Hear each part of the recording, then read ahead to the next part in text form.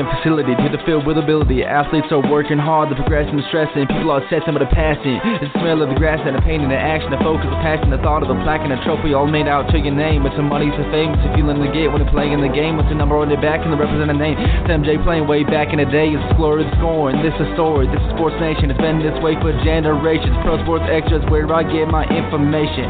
Athletes with their pursuits and endeavors. Sports will entertain the whole world. It'll be this way forever. And for more of that, we going live to Trevor, the expert. What's going on, everybody? It's Friday, February 15th. I'm excited to welcome on a very special guest. Probably the hardest hitter entering this year's NFL draft. His dad played in the NFL as well. They're both a couple of badasses from the University of Michigan. Soon to be first-round pick, Devin. How's it going, man? How you doing, Trevor? Nice to meet you. Yeah, man, I appreciate you taking your time. I know you got a busy schedule right now. But what's up, man? How's everything going? How's the process, over the past month been?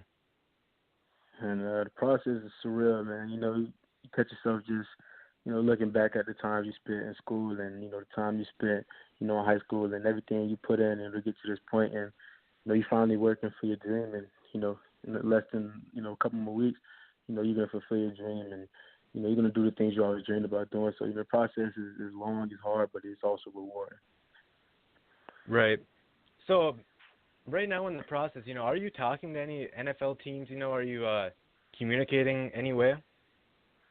Yeah, I mean, they'll call you. They'll call your phone. They'll shoot you a text and, get in contact with your agents or whatever. They just want to, talk to you, have a little chat and, know your background, know where you come from. Know what your goals are in life and, what you look for in football and, in life. Right. If you had to say you improved on one thing since this past season ended, over the past couple of months, what's one thing you could say you improved on? I improved on my leadership a lot. Coming into sophomore, I played with a fifth-year senior, so, he kind of had it. I was just feeding off of him, once I got my chance, I took over. And I feel like I improved a lot, with my leadership and leading by example, being able to be that guy that, guys look up to or look for, for confidence or going into a big game, looking to, play their best. Right. So your dad, he played in the NFL as well, former first-round pick. I think he was like the 26th pick.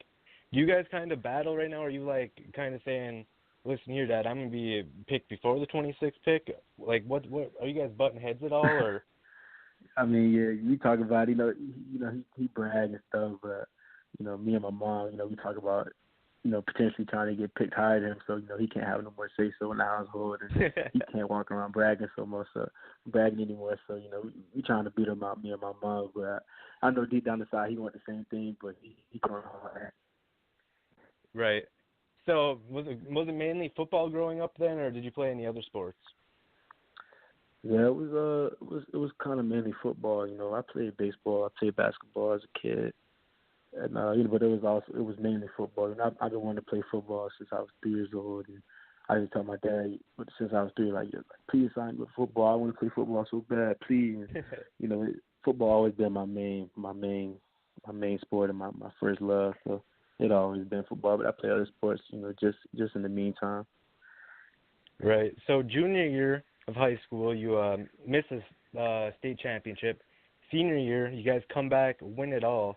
Can you kind of take me through, that senior year of high school and what that meant to you? Yeah, it was crazy. Senior year was a crazy year for me. Everything kind of was just up and down and all over the place. You didn't really know what to expect. At one point we weren't even gonna have a program. We were gonna get shut down. Because I don't know, man. It was wild. So we went through a lot that year, just battling with that, and we had two losses during the regular season. So it was hard to overcome those losses and go into the playoffs and wondering if we're gonna make it. But once we got there, we went through the playoffs and we went to the state, man, and that's all she wrote, man. It goes down in history. We won the first state title at Flanagan High School. Right. So do you remember what your dad said to you after the game? Was like as a coach and as a father? Do you remember what he said? He was like, So I actually, the clip, I ran over to him. He was doing an interview. I just, ran to him, gave him a big hug, and told him I love him. He was the best coach, best dad I ever had. He said, you're the best player, and I love you. And that was that. It was a special moment for both of us, and it was a moment I'm always gonna remember. Right. So then it kind of brings us to the decision to attend Michigan. You could have stayed in Florida in the warm. Instead, you came to Michigan. See, I'm from the UP, so like it is freezing cold up here. It's so cold, man. I don't know how it is in by the University of Michigan right now, but up here it is freezing. So what kind of went into that decision? Was Jim Harbaugh like climbing up your window, or what was it? Why did you decide Michigan? Yeah. Michigan was just different for me. I didn't really know too much about Michigan. The story's funny. My dad actually wanted to visit Michigan when he was getting recruited, and he never got a chance to. So, once Michigan was like, yeah, like, man, come out and check us out. He's like that, please tell him yes, so I can go see Michigan. You don't gotta like the school. You don't gotta tell them you like it. You just go there and just brush them off. And I just want to see Michigan so bad. I'm like, man, come on, like I don't really want to waste my time. And he finally convinced me, and we got up there, and it was just it just blew me away. It just completely blew me away, and I felt at home, and I felt that was the right spot for me to be in. That's what I did. Right. So, stat-wise, it doesn't seem like it was too hard for you to transition from high school to college, but what's one thing that you had to work on the most to transition from high school to college? Just being consistent. That was a big thing. Being consistent, and staying hungry. That's a big thing. You can get into college and you got all the nicer things you never had in high school. You got your name on your back of your jersey. You got a helmet in your locker. You got shoulder pads assigned to you. You got all types of gear coming your way. You can lose sight of why you're really there. You're like, oh, I'm in college, I'm about to have fun. I'm about to go party, do this and that and that. You can lose sight real fast. And, just being consistent every day and staying hungry and knowing why you're really there and how you got there in the first place. That's the biggest thing. To go from high school to college. So you were able to play at the big house. Kind of go through the whole fuck Ohio State, fuck Michigan State type of deal. You guys played Michigan State this past year, and they come out arms locked. You take disrespect to that, as you should. Tear up their field a little bit. Everyone wearing Amazing Blue loved it. So what was going through your mind? Was it like a disrespect thing then, or what? Yeah, man. It was totally a disrespect thing because obviously they beat us the year before and they ran around our whole field. And they were talking smack on Twitter or whatever they were doing, in the off season. So, once that time came, we was all ready for it. And for them to pull that act, I think you took that as a disrespect. And, it was going through my mind. And, you're not about to disrespect my team and the work we put in because we here and y'all got to play us. And y'all got to pull an act before the game even starts. So, I'm going to pull one just with you guys. And that's what I did. I felt disrespected and I felt like, I had to stand up for my team.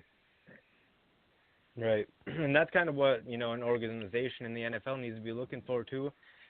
Personally, Detroit Lions fan, so I love the grit, love all that stuff. So Rashawn Gary, former teammate of yours, came out and recently said he's the best player going into this year's draft. Give you more of a chip on your shoulder? Yeah, I mean, he a good player, man. He's different, man. He's a different guy. He's a different breed. I want to say, the brother me is like, yeah, man, you got that, man. You're right. But the competitor me is like, okay, yeah, keep talking. But right, that's my brother right there, man. But yeah, he definitely is one of the best players in this draft in my eyes. April 25th, going to be a big day for you, man. If there was one team when you were growing up, what team did you follow? I ain't really like the NFL. That's the funny thing. I never really liked the NFL like that. I like college. I always wanted to play college football. That was the biggest thing on my board. That's what I dreamed about doing, just playing college football and being able to to go to college for real. Cause I mean I wasn't the greatest person in school. You know, I wasn't gonna go to Michigan off my grades. Not saying it was bad, but Right. but you know I always wanted to play college football and be part of a tradition and be part of a university. So the NFL came kind of later, like in my sophomore year, going into my junior year. That's when I really was like, oh man, like, and the NFL could be a possibility. Right. What kind of role is your dad playing right now? You know, is he kind of just guiding you along the way? Yeah, I mean, he been doing that role since I was 3 years old. Man, he's my biggest fan. You know, he's my coach. He's my father. He's my brother. He's my mentor. He's my biggest critic at most. You know, he's always gonna steer me right and give me the best advice he can off of his experience and what he's seen. You know, because obviously he did the things I want to do, so he kind of has an idea of how you go through things and what type of adversity you could deal with and how to overcome those things. But he's always on my right side and always on my hip. So he's helping me through any and everything he possibly can. Hey, Devin. Well, I don't want to keep you too long, so I just wanted to say thank you for hopping on here, and definitely look forward to having you on sometime, this coming season or after draft day or something. Again, thank you to Brittany from BG Sports for hooking this interview up, and definitely look forward to hearing from you again, Devin. All right, thank you. Appreciate you having me on. Yeah, have a good one. You too. All right, guys. Devin Bush, future first-round pick, star from Michigan University. Thank you. It's Friday, guys. We're going to cut this episode short. Friday night. Devin, go have some fun for tonight. Thank you again, guys. ProSportsExtra.com. Peace.